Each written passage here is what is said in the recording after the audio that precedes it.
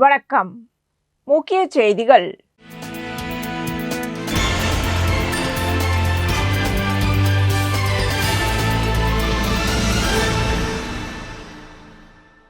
புதுச்சேரியில் ஆண்டுதோறும் அக்டோபர் 21ஆம் தேதி காவலர் நினைவு தினம் கடைபிடிக்கப்படுகிறது. அந்த வகையில் கோரிமேடு ஆயுதப்படை மைதானத்தில் நடைபெற்ற காவலர் நினைவு தினத்தில் சிறப்பு அழைப்பாளர்களாக முதலமைச்சர் ரங்கசாமி, சபாநாயகர் செல்வம், உள்துறை அமைச்சர் நமச்சிவாயம் ஆகியோர் கலந்து கொண்டனர்.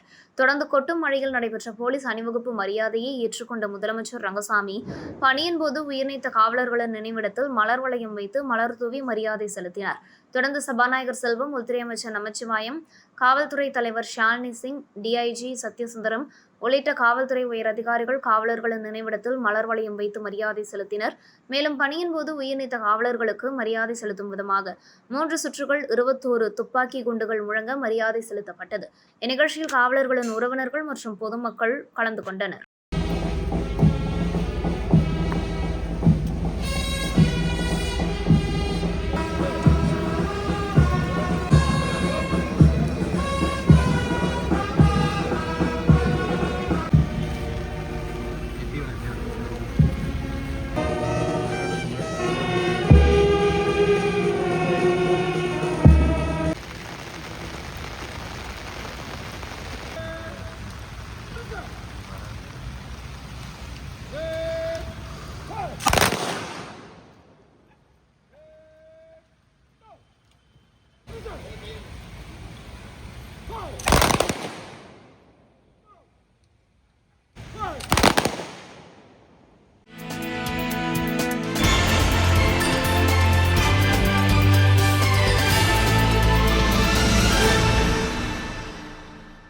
பாண்டிச்சேரி லைன்ஸ் காஸ்மோபாலிட்டன் சங்கம் மற்றும் சென்னை பிரஸ்ட் சென்டர் சார்பில் மார்பக புற்றுநோய் விழிப்புணர்வு நிகழ்ச்சி பாரதிதாசன் மகளிர் கல்லூரியில் நடைபெற்றது.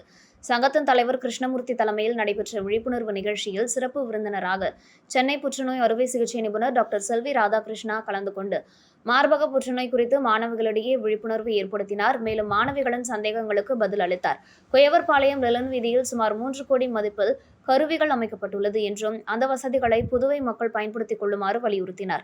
ராஜீவ்காந்தி மகப்பேறு மருத்துவமனை கண்காணிப்பாளர் டாக்டர் ஐயப்பன் சிறப்பு விருந்தினராக கலந்து கொண்டார். மேலும் முன்னாள் ஆளுநர்கள் சுபாஷ் சந்திரபோஸ், ராஜலட்சுமி, நிர்வாகிகள் மதிவானந்த், சாம்ராஜ், சிவகுமார், மாரிமுத்து, ஜெயந்தி, கல்லூரி ஒருங்கிணைப்பாளர்கள் பிந்து, அமுதா, நித்யா கலந்து கொண்டனர். செயலாளர் திருவேங்கடம் நன்றி கூறினார்.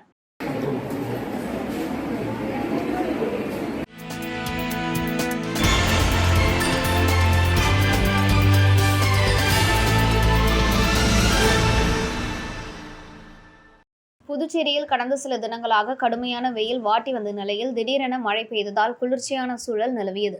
கடந்த சில நாட்களாக வானம் மேகமூட்டமுடன் காணப்பட்டு வந்த நிலையில் மழை பெய்யும் என்று வானிலை ஆய்வு மையம் அறிவித்திருந்தது. அதன்படி பல்வேறு பகுதிகளில் மழை பெய்து வருகிறது.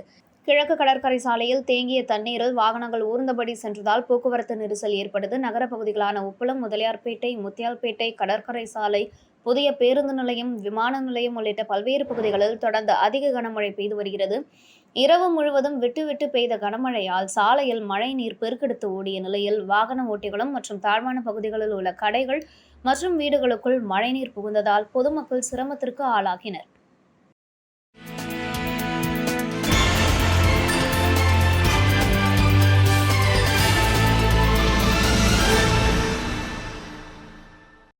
புதுச்சேரி அரசு மின்துறையை தனியார் மயமாக்கும் வகையில் ஸ்மார்ட் மீட்டர் பொருத்தி வருகின்றனர்.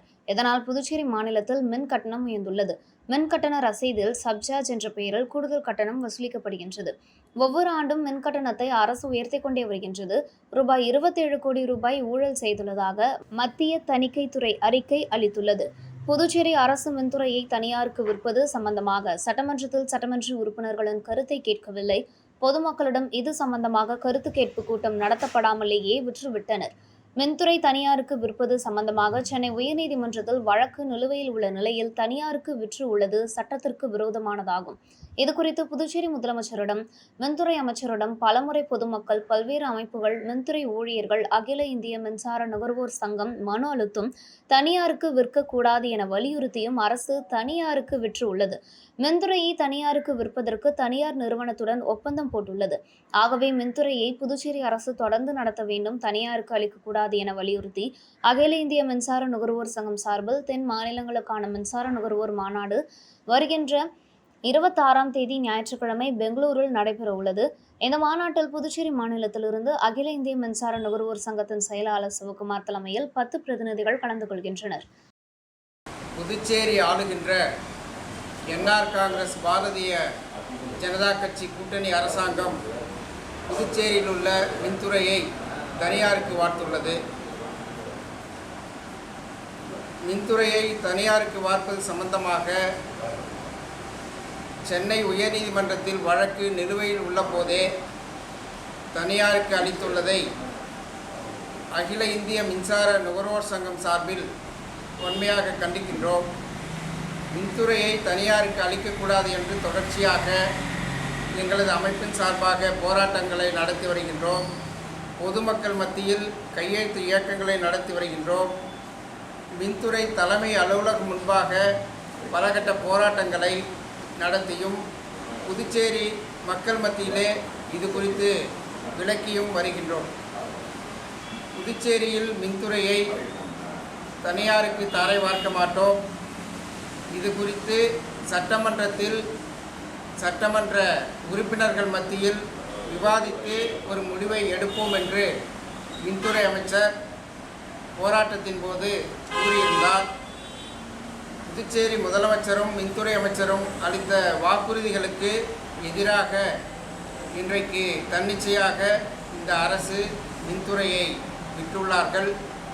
அதிலும் கூட 49% புதுச்சேரி அரசு கையிலும் 51% பங்குகளை தனியாருக்கும் ஒப்பந்தம் போட்டுள்ளார்கள். இது முழுக்க முழுக்க சட்டத்திற்கு முரணான ஒரு விஷயமாகும். ஆகவே இது குறித்து பல்வேறு போராட்டங்களை எங்களது அகில இந்திய மின்சார நுகர்வோர் சங்கம் தொடர்ச்சியாக நடத்தி வருகின்றது. இந்த நிலையில் வருகின்ற 26ஆம் தேதி ஞாயிற்றுக்கிழமை அன்று தென் மாநிலங்களுக்கான நுகர்வோர் சங்க மாநாடு என்பது நடைபெற இருக்கின்றது. அந்த மாநாட்டில் புதுச்சேரி மாநிலத்திலிருந்து அகில இந்திய மின்சார நுகர்வோர் சங்கத்தின் புதுச்சேரி மாநில செயலாளர் எஸ். சிவகுமார் தலைமையில் 10 பிரதிநிதிகள் பங்கேற்க இருக்கின்றோம்.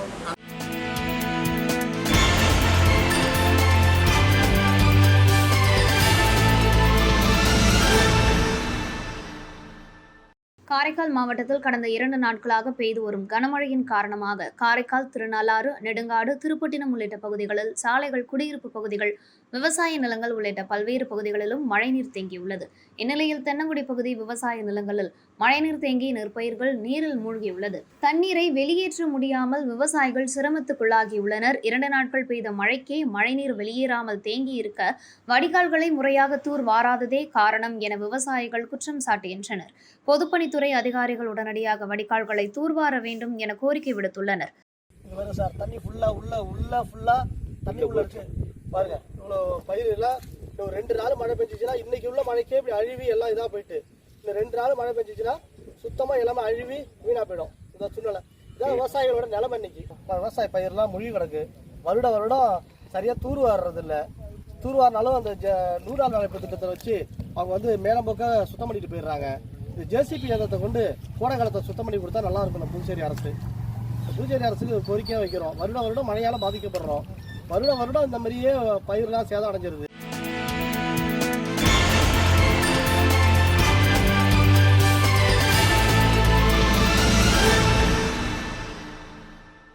புதுச்சேரி கோவில்களில் தீபாவளி நோன்பு வழிபாட்டையொட்டி பெண்கள் கூட்டம் அலைமோதியது. தீபாவளி பண்டிகை அமாவாசையொட்டி புதுச்சேரி முக்கிய கோவில்களில் நோன்பு வழிபாடு நடைபெற்றது.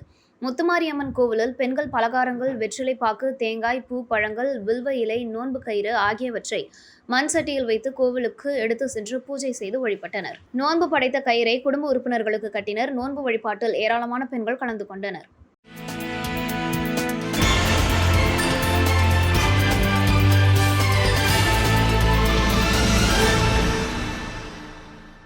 புதுச்சேரியில் வழக்கமான உற்சாகத்துடன் தீபாவளி பண்டிகை கொண்டாடப்பட்டது. இந்நிலையில் தீபாவளி இரவில் புதுச்சேரி முழுவதும் பட்டாசுகள் வெடித்து வானம் முழுவதும் ஒளி வெள்ளமாக மின்னியது. தீபாவளி கொண்டாட்டத்தை ட்ரோன் மூலம் எடுக்கப்பட்ட வீடியோக்கள் தற்போது சமூக வலைதளங்களில் வைரலாகி வருகிறது. இந்த ட்ரோன் காட்சியில் இரவு நேரத்தில் பட்டாசுகளின் ஒளி பிரகாசத்தில் நகரம் முழுவதும் பகல் போல மின்னிய காட்சிகளும், வானத்தில் பரவிய வண்ணமயமான ஒளிகள், வீதிகள் மற்றும் கடற்கரை பகுதிகள் மனதை கவரும் வகையில் அமைந்துள்ளது.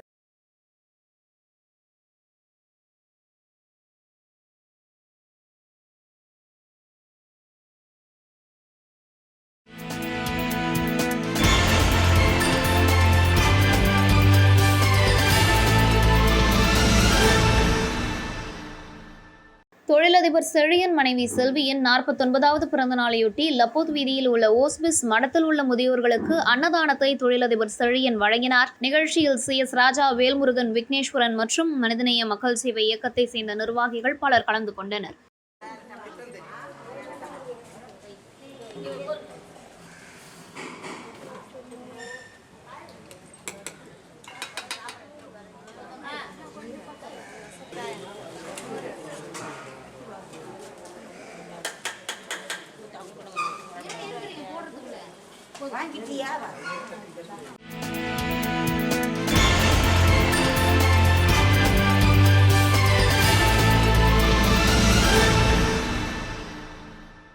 எல்லைப்பிள்ளைச்சாவடி 100 அடி சாலையில் கார் உதிரி பாகங்கள் விற்கும் கடைகள் உள்ளன. இதில் ஒரு கடையில் திடீரென தீ விபத்து ஏற்பட்டது. கடும் புகை மூட்டத்துடன் தீ வந்ததை தொடர்ந்து அப்பகுதி மக்கள் உடனடியாக தீயணைப்புத்துறைக்கு தகவல் தெரிவிக்க தீயணைப்பு வீரர்கள் விரைந்து வந்து தீ அணைத்தனர். 1 மணி நேர போராட்டத்திற்கு பிறகு தீ அணைக்கப்பட்டது. இருப்பினும் பல லட்சம் ரூபாய் மதிப்பிலான கார் உதிரிப்பாக பொருட்கள் தீயில் எரிந்தன. தீ விபத்துக்கான காரணம் குறித்து விசாரணை நடத்தி வருகின்றனர்.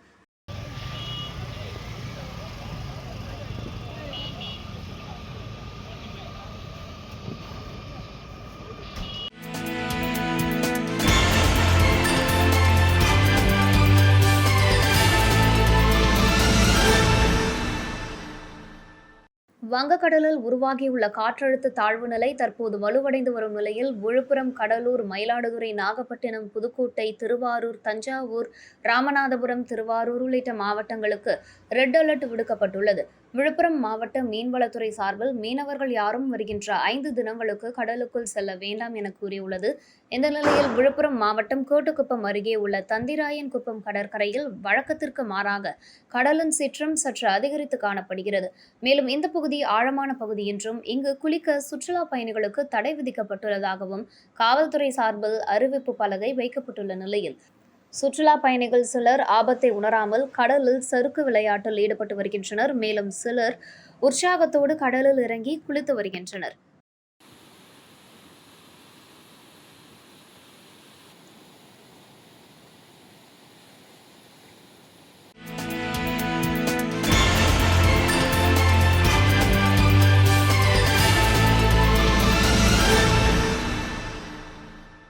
நட்டப்பாக்கம் தொகுதிக்குட்பட்ட கல்மண்டபம் பகுதியில் சுமார் 500க்கும் மேற்பட்ட குடும்பங்கள் வசித்து வருகின்றனர். அங்கு 15 ஆண்டுகளுக்கு முன்னால் சிமெண்ட் சாலை அமைக்கப்பட்டது. ஆனால் கழிவுநீர் வடிகால் வாய்க்கால் அமைக்கப்படவில்லை. அதனால் வீடுகளில் வெளியேற்றப்படும் கழிவுநீர் வடிகால் வசதி இல்லாததால் அவரவர் வீட்டு வாசலில் பள்ளம் எடுத்து கழிவுநீரை தேக்கி வைத்து வருகின்றனர். அதனால் அந்த பகுதிகளில் கொசுக்கள் உற்பத்தி அதிகமாகி அவ்வப்போது அங்கு வசிக்கும் மக்கள் சுகாதார சீர்கேடுகளுக்கு ஆளாக்கி வருகின்றனர். மேலும் தற்போது வடகிழக்கு பருவமழை தொடங்கியுள்ள நிலையில் கடந்த 2 நாட்களாக பெய்து வரும் கனமழையின் காரணமாக மழைநீர் வெளியேற வடிகால் வசதி இல்லாததால் மழைநீர் சாலைகளில் தேங்கி நிற்பதால் கடந்த 20 ஆண்டுகளாக ஆட்சியில் இருந்த சட்டமன்ற உறுப்பினர்களிடம் கழிவுநீர் வடிகால் வாய்க்கால் அமைத்து தர வேண்டி பலமுறை கோரிக்கை மனு அழுத்தும் எந்த பலனும் ஏற்படவில்லை. மேலும் கழிவுநீருடன் கலந்து மழைநீரும் தேங்கி நிற்பதால் அப்பகுதியில் டெங்கு, சிக்கன் குனியா போன்ற நோய்கள் உருவாகும் சூழல் உள்ளது. அதனால் அரசு உடனடியாக நடவடிக்கை எடுத்து அப்பகுதியில் தேங்கி நிற்கும் மழைநீரை அகற்றி கழிவுநீர் வடிகால் வாய்க்காலை அமைத்து தங்களுக்கு சுகாதார சீர்கேடுகள் ஏதும் ஏற்படாமல் மக்களை காக்க வேண்டும் என பொதுமக்கள் கோரிக்கை விடுத்தனர்.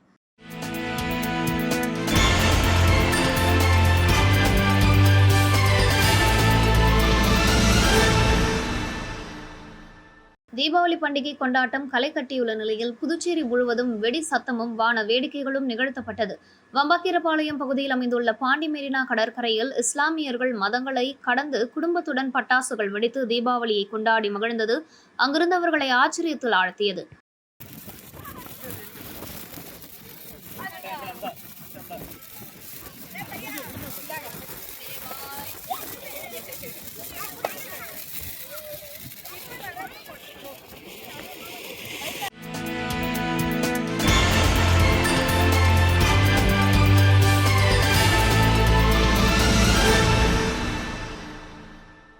திருநள்ளாறு அம்பகரத்தூர் கிராமத்தில் பல்வேறு பகுதிகளில் கடந்த சில தினங்களாக பெய்து வரும் கனமழையின் காரணமாக குடியிருப்பு பகுதிகளை சுற்றி மழைநீர் தேங்கியுள்ளது.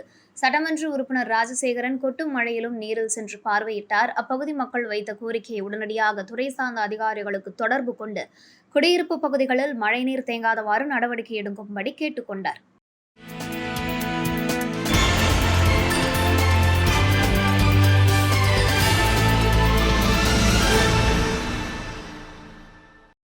தீபாவளி முன்னிட்டு நெல்லித்தோப்பு தொகுதி லெலின் வீதி மணிமேகலை பள்ளி அருகே மக்கள் சேவை அறக்கட்டளை தலைவர் சிவராஜ் தலைமையில் நரிக்குறவ மக்களுக்கு புடவை, இனிப்புகள் வழங்கப்பட்டன.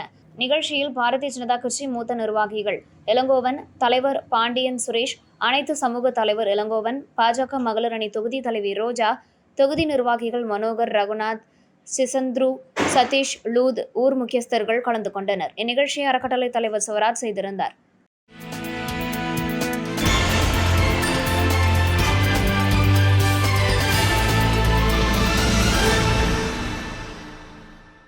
வடகிழக்கு பருவமழை தொடங்கிய நிலையில் தமிழகத்தில் பல்வேறு மாவட்டங்களில் கனமழை முதல் மிதமான மழை பெய்து வருகிறது.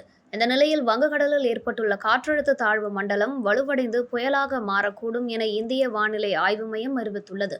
அதன்படி 25ஆம் தேதி வரை மீனவர்கள் கடலுக்கு செல்ல வேண்டாம் என விழுப்புரம் மாவட்ட மீன்வளத்துறை அதிகாரிகள் அறிவித்துள்ளனர். விழுப்புரம் மாவட்ட கடலோர பகுதிகளான மரக்காணம், அனுமந்தை, செட்டிக்குப்பம், பொம்மையார்பாளையம், கோட்டுக்குப்பம், முதலியார் சாவடி உள்ளிட்ட 19 மீனவ கிராமத்தை சேர்ந்த நூற்றுக்கணக்கான மீனவர்கள் கடலுக்கு செல்லாமல் தங்கள் படகுகள் மற்றும் மீன்பிடி உபகரணங்களை கரையோரம் பாதுகாப்பாக நிறுத்தி வைத்துள்ளனர்.